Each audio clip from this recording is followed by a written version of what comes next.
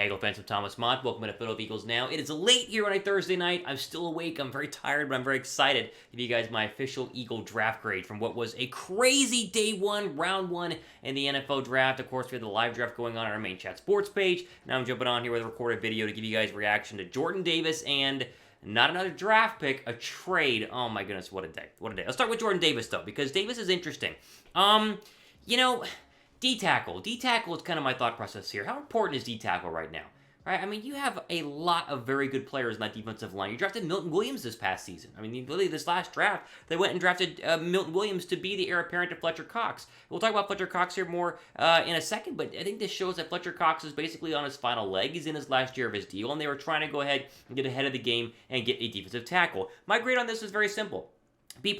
I mean, it's not bad. The more you think about it, he is a great player. He's a great talent. I mean, about one of the most physical D tackles we've seen come out of the National Football League. I mean, he is a freak coming out of college in terms of his speed, a 4.7, 840. I just wonder about the need overall. You know, you think linebacker might have been a bigger need. You think cornerback might have been a bigger need. Safety might have been a bigger need. You had a chance at Kyle Hamilton. I mean, you jumped ahead, and then it was like you didn't go for Kyle Hamilton. So I don't hate the pick. I think defensive lineman, I think trenches is always important. I told you guys, Howie Roseman, you know, big on defensive linemen, big on trenches. I think he's going to be a great player, great against the run, which Philly was bad against last year. I just don't think it was that big of a need overall. I think there was a bigger need at linebacker and a bigger need at cornerback. However, as we'll see with the trade, this changes a lot, and you start to kind of love the Jordan Davis move because he's a heck of a player, and somebody who can still make an impact on that defensive line. We'll start with this. Grade the pick. Jordan Davis at 13. A, B, C, D, or F. Give me your grade right now. I said B+.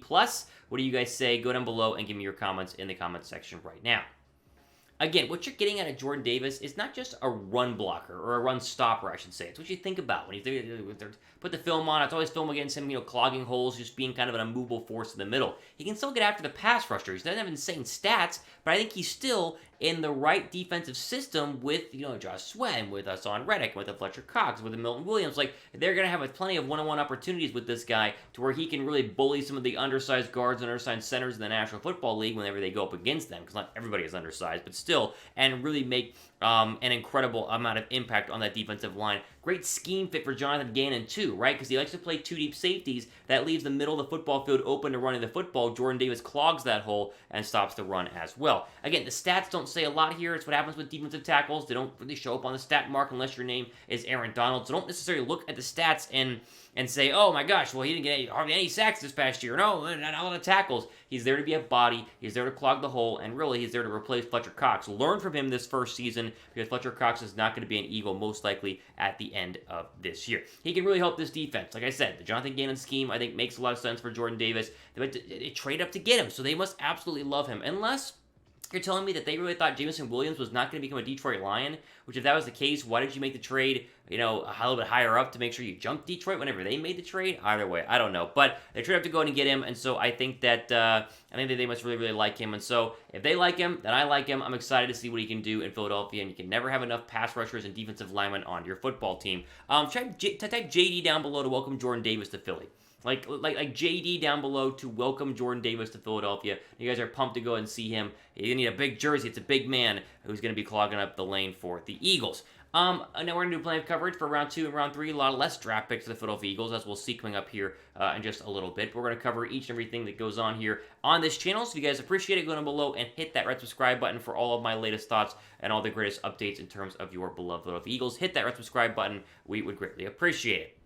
All right, let's move over here to the trade. I mean, literally, the trade that shocked me, the trade that I said would never happen. You go back to my video a couple of days ago, I said it wasn't going to happen. No chance, right? I mean, here's my Twitter account. I retweeted that video again there as well, and yet they pulled it off. I mean, A+.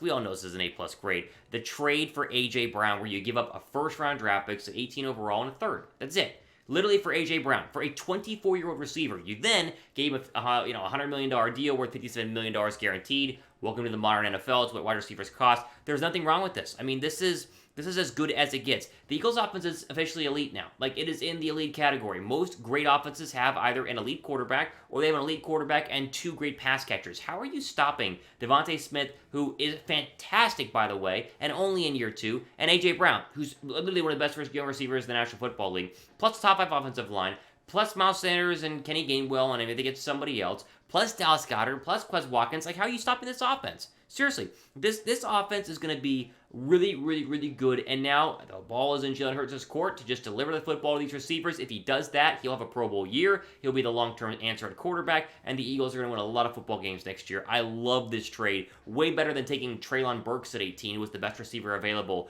Philadelphia. Oh man, this is great. They won this trade, right? Do you like this trade? If you do, type Y down below for yes. If you don't, you're nuts. You could type N down below for no. But trust me, type Y down below for yes, because Philadelphia absolutely won this trade. What a move up for A.J. Brown. Look at the numbers here. They didn't even play all of 2021. You're talking about 63 catches, 869 yards, 5 touchdowns. I mean, it's not elite numbers, but when he's actually on the football field, when he's actually healthy, and health was an issue last year for A.J. Brown, missed a couple of games, this is a 1,000-yard receiver, it's a 10-touchdown-a-year guy, and it's a matchup nightmare on the outside. And again, what you have to deal with now is that you have to deal with 2 great receivers. Devontae Smith got a lot of attention last year. He's going to get a lot less attention because A.J. Brown's going to be lined up on the opposite side. Plus Dallas Goedert. Again, that's 3 very elite pass catchers, plus Zach Pascal, plus Quez Watkins. Maybe Jalen Reagor eventually becomes good. Doubt it, but who knows? This is a very, very, very, very, very great night for the Eagles. A fantastic night for the Eagles. Again, with Jordan Davis, I would probably like that to be Devin Lloyd, or probably like that to be Trent McDuffie. I mean, both those guys were there and available, but you got to trust Howie Roseman. You got to trust the ability to keep a defensive line strong. They're going to clog the run. They're going to get after quarterbacks and hopefully score a lot of points on offense as well. Now, you will have full NFL Draft D2 coverage here on the channel, or on the main channel, the Chat Sports channel. So go down below and subscribe to that. You just search Chat Sports up there on YouTube, and that'll obviously take you guys straight to our main channel. We do live all 7-round coverage. The guys were live during night 1. We live for night 2 for the next couple of picks for the Philadelphia Eagles. So, team grade, very, very simple. I think we're giving this an A-. I mean, I don't know how you don't give it anything other than an A-, just simply due to the fact that the Eagles went and made this trade. The trade makes this an A+ night. Really, whatever they do the rest of the draft is irrelevant because these 2 players are instant starters and instant playmakers right away. I think that this is absolutely fantastic, and Philadelphia is gearing up for what's going to be a very, very exciting 2022. I mean, it's that simple. There's no way to not be excited about what the Eagles were able to do here in the first round. Now, what we need to go and emphasize is that you have less picks. So you're only going to have 4 total picks coming up in the next couple of rounds. You have a second, you have a third, you have a fifth, and you have a seventh. So what was a 10-round draft pick, 3 first-round draft picks at once, and then 10 draft picks, it's been dwindled down. And you move to Jordan Davis, took some mid-round draft picks, and obviously the trade for A.J. Brown took another 3rd-round draft pick, but they do have a second, and they do have a third, and the hope is they're going to spend those 2, I mean, hopefully get some more impact starters. There are linebackers left on the board. You think about Nakobe Dean early in round 2. I don't know if he falls that far. You think about cornerback in round 2. You think about maybe Christian Harris in round 2. Like, there are plenty of options for Philadelphia, and so they definitely have a chance to make some big impact moves and impact players, and we'll cover it all here on the channel.